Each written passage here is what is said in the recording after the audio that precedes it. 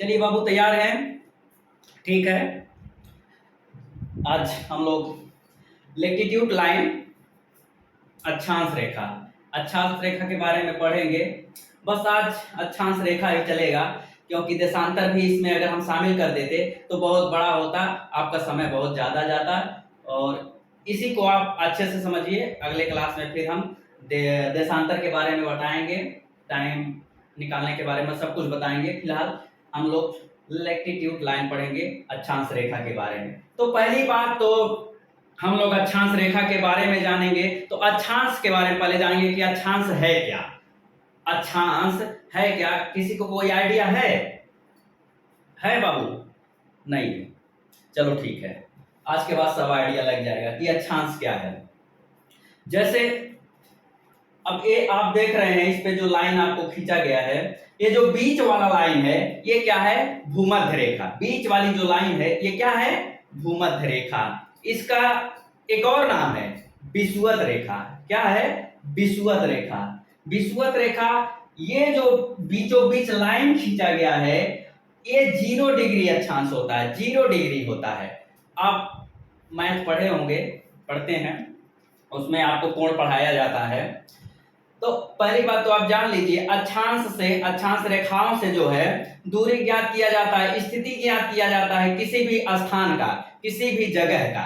तो अगर हम अक्षांश के बारे में आपको कहें तो इसका हो जाएगा कि विषुवत वृत्त के उत्तर क्या, पहले तो जान लीजिए कि 2 पोल होते हैं, एक नॉर्थ पोल और एक साउथ पोल, यानी उत्तरी ध्रुव और दक्षिणी ध्रुव। 2 ध्रुव होते हैं, पृथ्वी के 2 ध्रुव होते हैं। तो ऊपर वाले को कहा जाता है उत्तरी ध्रुव और नीचे वाले को क्या कहा जाता है? दक्षिणी ध्रुव। इतना तो आपको सबको पता होगा, पता है? ठीक है, उत्तरी ध्रुव और दक्षिणी ध्रुव, इतना आपको पता है। ठीक है, चलिए फिर आगे बढ़ा जाता है।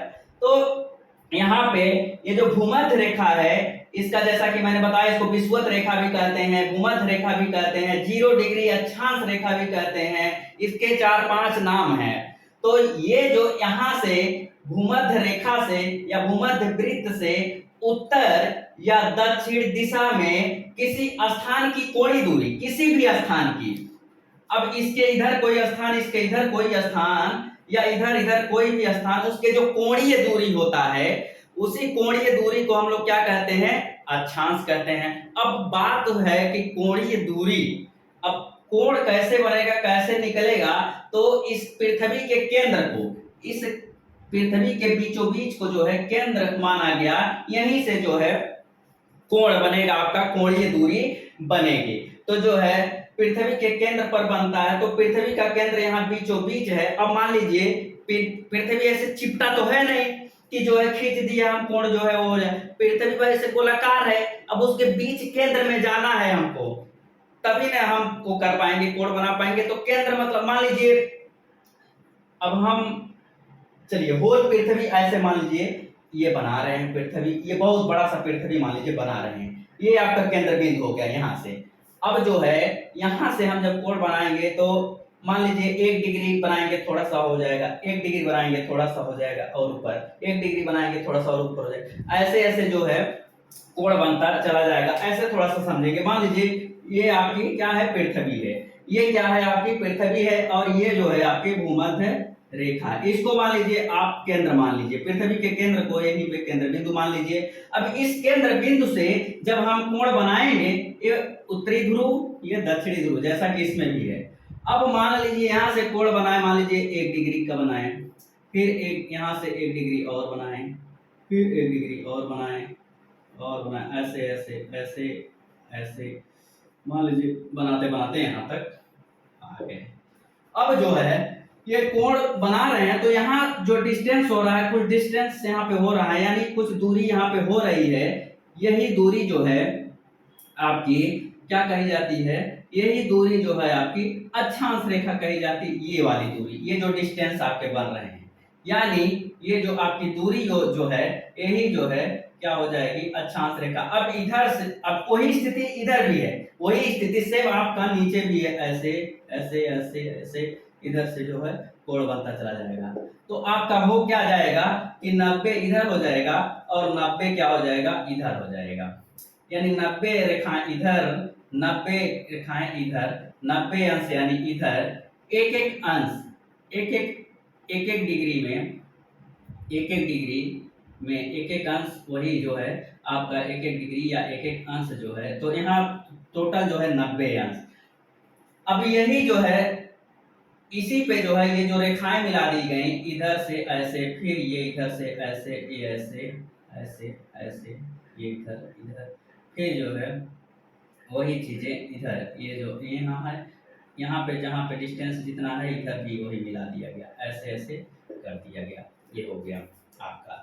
यानी आप कह सकते हैं कि विषुवत वृत्त की उत्तरी या दक्षिणी दिशा, विषुवत वृत्त की उत्तरी या दक्षिणी दिशा में 1 डिग्री के अंतराल में खींचे जाने वाले 90 अक्षांश वृत्त होते हैं। यानी 90 अक्षांश वृत्त इधर, 90 अक्षांश वृत्त इधर। यानी किसी भी हाल में, यानी किसी भी हाल में किसी भी स्थान का अक्षांश जो है 90 से अधिक नहीं हो सकता। यानी 90 से अधिक नहीं हो सकता। इधर आ जाइए, इधर आ जाइए, 90 से अधिक नहीं हो सकता, क्योंकि जो दूरी यहाँ पे जो आपकी मिल रही है इधर, यही जो रेखा है यही हम मिला देते हैं, इसी को अक्षांश रेखा कहते हैं। अब अक्षांश रेखा यानी कह लीजिए कि अब अक्षांश रेखा पे आप आ जाइए। अक्षांश तो ये है कि आपका जो है भूमध्य रेखा से उत्तरी या दक्षिणी जो है आप दिशा, किसी भी स्थान की कोणीय दूरी जो है अक्षांश कहा जाता है। अब वही अक्षांश का जो है केंद्र बिंदु ये माना गया, आपका पृथ्वी का केंद्र माना गया, यहीं से जो है आपका खींचा गया है, जो है कोण बनाया गया। तो यहाँ तक जो है आपका 90 अंश और यहाँ भी आपका 90 अंश, तो ये आपकी हो जाएगी इस तरह से। 90 से अधिक जो है आपके अक्षांश का मान नहीं हो सकता। अब दूसरी बात आपकी ये है कि आप देखते हैं आप सुने होंगे कि पृथ्वी जो है अपने अक्ष पर, अक्ष क्या है, ये ऊपर का होता है अक्ष। जैसे मान लीजिए ये पृथ्वी अपने अक्ष पे कहा जाता है कि ये आपका पृथ्वी हो गया। चलिए थोड़ा सा गड़बड़ बन जाता है हाँ ठीक, ये आपके पृथ्वी जो है अपने अक्ष पर 23 अंश झुकी हुई है। ये मान लीजिए यहाँ है ऐसे, ये मान लीजिए आपका ये 90 अंश हो जाएगा। ये आपका सीधे से जो होता समकोण काटता है, ये आपका 90 अंश हो जाता है। तो पृथ्वी कहा जाता है कि अपने 23 अंश अपने अक्ष पर झुकी हुई है। यानी यहाँ पे इसका केंद्र, यहाँ पे इसका जो है नॉर्थ पोल पड़ता है, उत्तरी ध्रुव। तो यहाँ से हम अगर मिलाएंगे तो ये आपका जो है ये 23.5 हो जाएगा, और ये जो कोण आपका बचेगा वो 66.5 अंश हो जाएगा। वो कितना हो जाएगा आपका 66.5 अंश हो जाएगा। तो ये प्रश्न भी आपका बहुत इंपॉर्टेंट है कि पृथ्वी अपने अक्ष पर जो है कितना झुकी हुई है, 23.5 अंश, और कोण कितने का बनाती है, 66.5 अंश का ये कोण बनाती है। यानी ये पृथ्वी झुकी हुई है 23.5 अंश और 66.5 अंश का ये कोण बनाती है। अगर ये सीधा ऐसे रहती तो 90 अंश हो जाता, लेकिन ये झुकी हुई है, अपने अक्ष पर जो है पृथ्वी झुकी हुई है। चलो आगे बढ़े, समझ में आ रहा है? ठीक, हाँ। तो ये हो गए आपके कितना झुकी हुई है और कितने अंश का कोण बनाती है। अब अगर देखा जाए अक्षांश रेखा को, तो पृथ्वी पर पश्चिम से पूर्व की दिशा में खींची गई एक काल्पनिक रेखा, ये जो है ये काल्पनिक रेखा है। ये थोड़ी ना कि पृथ्वी पे जो है लेकर के कुदाल कोड़ करके ऐसे ऐसे जो है उसको रेखा बनाया गया, नहीं, एक काल्पनिक रेखा जो है, ताकि किसी भी स्थान की दूरी, स्थिति परिस्थिति पता चल सके कि एक स्थान से दूसरे स्थान की दूरी क्या है। तो एक काल्पनिक रेखा माना गया, एक काल्पनिक रेखा पृथ्वी पर ऐसे बनाया गया जिससे स्थिति पता चल सके, दूरी पता चल सके। तो यही जो काल्पनिक आपकी रेखा है, यानी पश्चिम से पूर्व की तरफ ये जो पृथ्वी पर काल्पनिक रेखा जो लेटे हुए बनाई हुई है, लैटिट्यूड लेटे हुए, लैटिट्यूड से ही लेटे, चूंकि ये रेखा लेटा हुआ है, क्या हुआ है, लेटा हुआ और सोया हुआ है, इसीलिए इसका नाम भी लैटिट्यूड पड़ गया, लेटा हुआ है। तो जो पश्चिम से पूर्व की तरफ जो एक काल्पनिक रेखा खींची गई है पृथ्वी पर लेटी हुई, वही जो है अक्षांश रेखा है। जैसा कि आप जान ही रहे हैं, अक्षांश रेखा से दूरी ज्ञात की जाती है। इधर आपका पूर्व कहा जाता होता है और इधर आपका पश्चिम होता है। पृथ्वी भी जो है पश्चिम से पूर्व की तरफ घूमती है। जब वो अपने धुरी पर क्या करती है, चक्रण करती है। तो चक्रण जब करती है, वो क्या कहते हैं, परिक्रमण या परिभ्रमण करती है, तो सूर्य का परिक्रमण या परिभ्रमण, तो वो क्या होता है कि वो भी जो है पश्चिम से जो है पूरब की तरफ घूमती है, पश्चिम से पूरब की तरफ जो है चक्रण करती है। अब ऐसे अपने धुरियों पर जो है पश्चिम से पूर्व की तरफ उधर पहले घूमता है, उधर सूर्य आता है, तभी तो इधर जो है आपका अरुणाचल प्रदेश पे पहले सूर्योदय होता है। वो सब बात की बात है, वो सब हम लोग बाद में जानेंगे, बहुत ज्यादा बाद में बहुत कुछ अभी आपको जानना है। कहाँ पे उष्णकटिबंध है, कहाँ पे शीतोष्ण है, कहाँ पे शीत प्रदेश है, कब दिन रात बराबर होता है, कहाँ बड़ा दिन होता है, कहाँ छोटा दिन होता है, सब कुछ वो बहुत बड़ा मैटर हो जाएगा। सिर्फ आज आप लोग यही जानेंगे लैटिट्यूड लाइन के बारे में, अक्षांश रेखा के बारे में। चलिए आगे देखते हैं, हम लोग बढ़ते हैं। हाँ, यहाँ तक हो गया। अब इसके उत्तरी या दक्षिणी में कुछ रेखाएं, जैसे कुछ इंपॉर्टेंट अक्षांश रेखाएं जिनके बारे में आपको जानते ही होंगे, बहुत से लोग जानते होंगे। अब इसके अगर उत्तरी की तरफ जाया जाए तो इसके उत्तरी में जो है 23.5 अंश नॉर्थ यानी उत्तरी कर्क रेखा कहा जाता है। भूमध्य रेखा से या 0 डिग्री अक्षांश विषुवत रेखा से, भूमध्य रेखा से ऊपर की तरफ यानी उत्तरी ध्रुव की तरफ जब जाएंगे तो 23.5 अंश उत्तरी रेखा को कर्क रेखा कहा जाता है।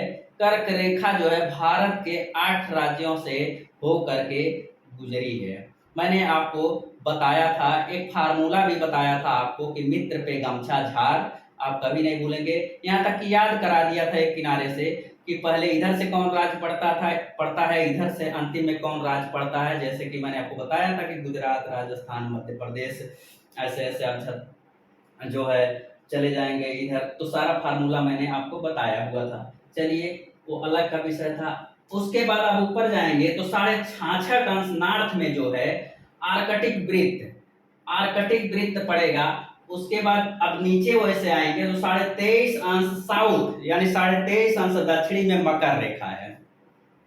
यानी 23.5 उत्तरी की बात करें तो कर्क रेखा है और 23.5 दक्षिणी की बात करें तो मकर रेखा है। कर्क रेखा पे हमारा देश है, हमारे देश से कर्क रेखा 8 राज्यों से होकर के गुजरती है। उसी प्रकार से दक्षिणी में जो है साउथ में 23.5 डिग्री या 23.5 अंश पे जो है दक्षिणी में मकर रेखा है, जिसपे ऑस्ट्रेलिया एक महाद्वीप है, आप जानते ही हैं। तो ऑस्ट्रेलिया से होकर के वो रेखा गुजरती है। जैसे ये रेखा हमारे देश से होकर के गुजरती है, सेम उसी तरह से ऑस्ट्रेलिया से होकर के मकर रेखा गुजरती है। उसके बाद फिर आप आ जाएंगे 66.5 अंश साउथ अंटार्कटिक वृत्त। अंटार्कटिका महाद्वीप के कारण ही इसका नाम क्या पड़ गया, अंटार्कटिक वृत्त। ये एक महाद्वीप है जो बर्फ से ढका हुआ, ऊपर भी वही हाल है। अंटार्कटिक जो है ये महासागर है, जिसके कारण इसका नाम अंटार्कटिक वृत्त पड़ गया। इधर महाद्वीप है 66.5 साउथ अंटार्कटिक वृत्त, इसलिए जो है इसका अंटार्कटिक वृत्त पड़ गया। ठीक है, यहाँ तक। उसके बाद आप आएंगे, अगर देखा जाए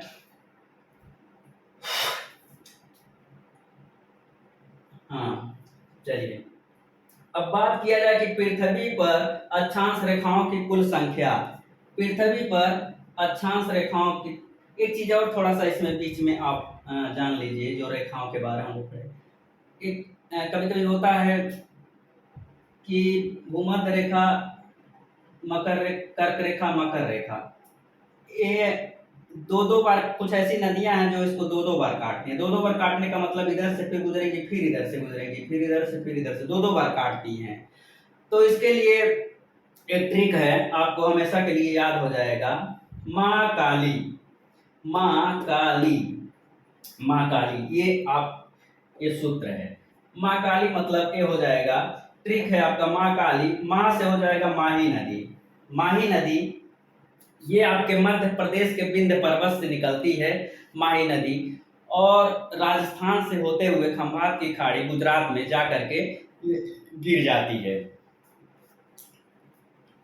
प्रश्न इसी से और भी है कि अरब सागर में कौन कौन सी नदियां गिरती हैं। तो अब नर्मदा ताप्ती का नाम आपने रट्टा मार चुका है, मैंने बताया है।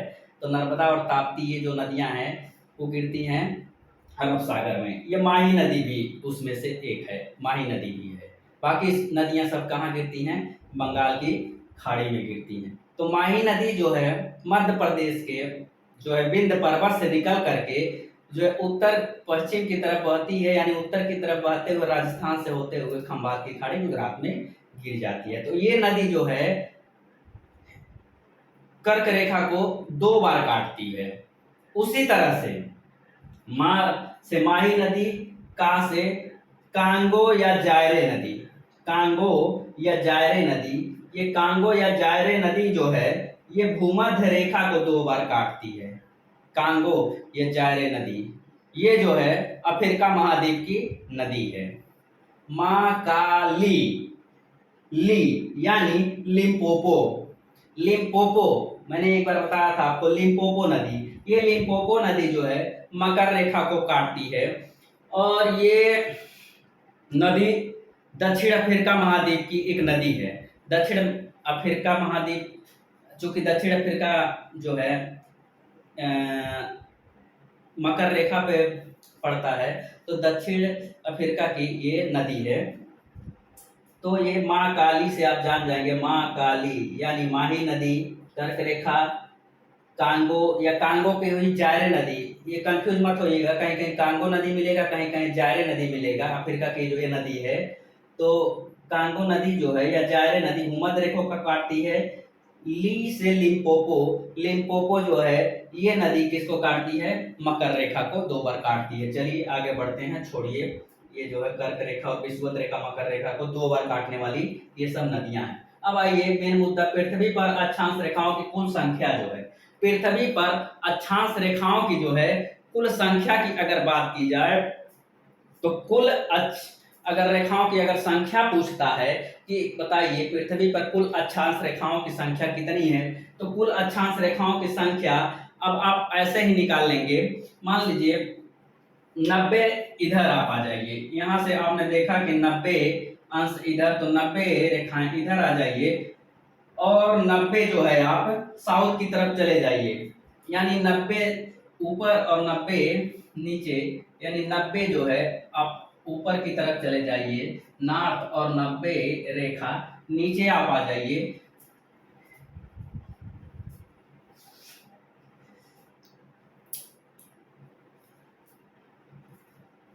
तो 90 और 90 180, और प्लस ये बीच की जो भूमध्य रेखा है वो आपका हो जाएगा, तो हो जाएगा 90 90 180, और ये भूमध्य रेखा अब इसको मिला लीजिए 181, यानी कुल अक्षांश रेखाओं की संख्या कितनी हो जाएगी, 181। क्लियर। अगर पृथ्वी पर कुल यानी टोटल अक्षांश रेखाओं की अगर संख्या पूछता है तो 181, यानी 90 इधर साउथ में और 90 क्या है नॉर्थ में ऊपर, 90 इधर 90 इधर, तो 90 90 180, और ये जो भूमध्य रेखा है ये जो है एक, तो 181 हो जाएगा। आई बात समझ में? अरे बाबू ठीक है, तो कोई दिक्कत होगा तो पूछना, ठीक। चलिए अब अगर पूछ रहे पृथ्वी पर अक्षांश रेखाओं की, अब चूंकि अब ये अगर इसको जो है हम केंद्र बिंदु पॉइंट मान लें इन दोनों को, चूंकि देखिए पृथ्वी गोल है, मान लीजिए गोलाकार ऐसे है, तो ये जो रेखाएं हैं, ये बिंदु जो है और ये जो रेखाएं हैं, मान लीजिए ऐसे आया होगा, पीछे से भी ऐसे, फिर ये भी ऐसे, इसके पीछे से ऐसे ही, फिर ऐसे, फिर ऐसे, ऐसे ऐसे, इधर से ऐसे ऐसे, यानी आगे पीछे दोनों ऐसे, पृथ्वी गोला है तो आगे पीछे से ऐसे ऐसे आया होगा।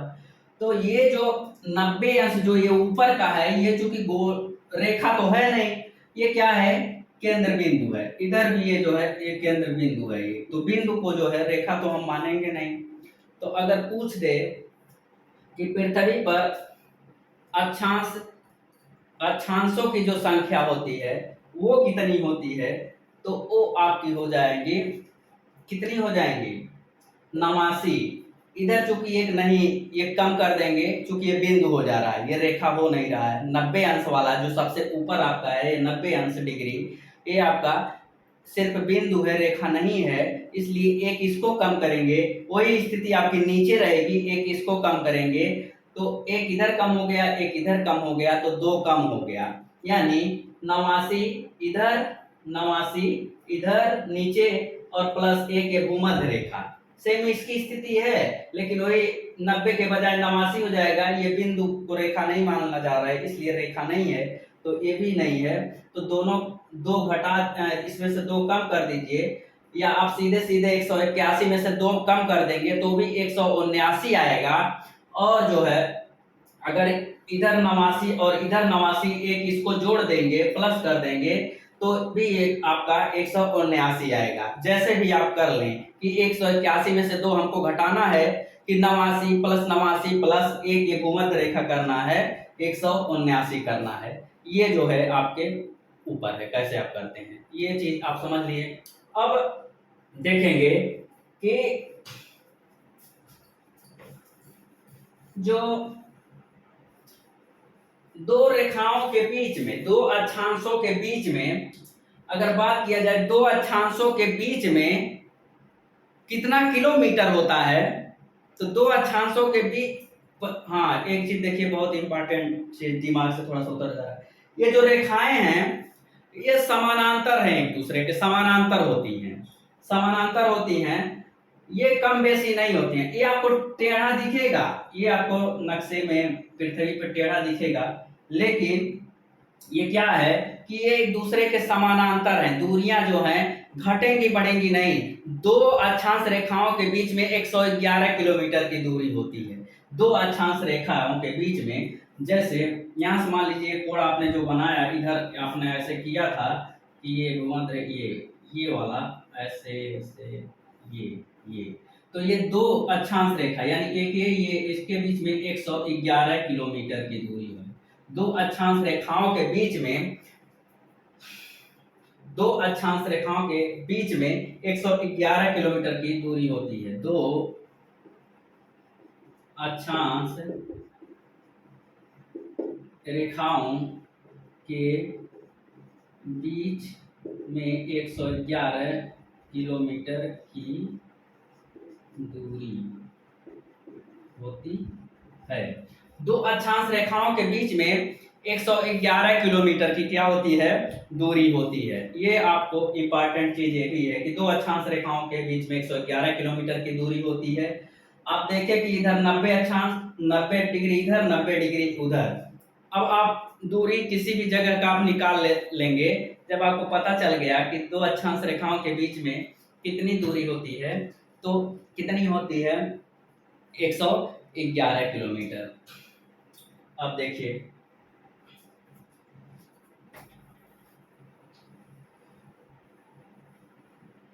आइए, अक्षांश रेखा एक दूसरे के समानांतर होती है, आपने जान लिया। अब देखेंगे विषुवत रेखा से अगर भारत की दूरी की बात की जाए, ये आपकी विषुवत रेखा है, भारत की दूरी की अगर बात की जाए तो भारत का जो दक्षिणम पॉइंट जो है, जो कन्याकुमारी है, जो आपका सबसे नीचे वाला है, वो 8 डिग्री 4 है, 8 डिग्री 4 पे है।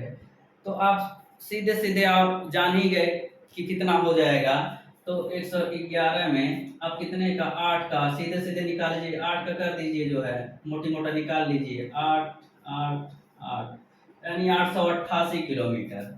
अगर भूमध्य रेखा से भारत के दक्षिणी छोर की बात की जाए, दक्षिण की बात की जाए, तो 811 किलोमीटर दूरी कम है भूमध्य रेखा से दक्षिण में, इसीलिए यहाँ ज़्यादा गर्मी दक्षिण में पड़ती है, क्योंकि सूर्य जो है हमेशा भूमध्य रेखा के इर्द गिर्द ही चमकता है, जिसके कारण से यहाँ की जो टेम्परेचर होती है वो बहुत अधिक होती है, तो उसी का प्रभाव जो है दक्षिण भारत में पड़ता है। तो दक्षिण भारत के लोग अमूमन देखते हैं आप काले ही होते हैं, क्योंकि यहाँ अत्यधिक गर्मी पड़ती है सूर्य के नज़दीकी के कारण। ठीक है, अब इसी तरह से अगर बात की जाए कि भारत के दक्षिण से भारत के उत्तरी छोर यानी जम्मू यानी लद्दाख हो गए, जम्मू कश्मीर या लद्दाख जो है ऊपरी छोर जो है और निचली छोर दोनों के बीच की अगर दूरी की बात की जाए तो 8 डिग्री 4 ये है, और ऊपर जो है यहाँ से दूरी जो है 37 डिग्री 6 है। अगर भारत के उत्तरी और दक्षिणी की बात की जाए अगर दूरी की, तो सीधे सीधे खाली कर दीजिए, 37 में से आप जब 8 निकाल दीजिए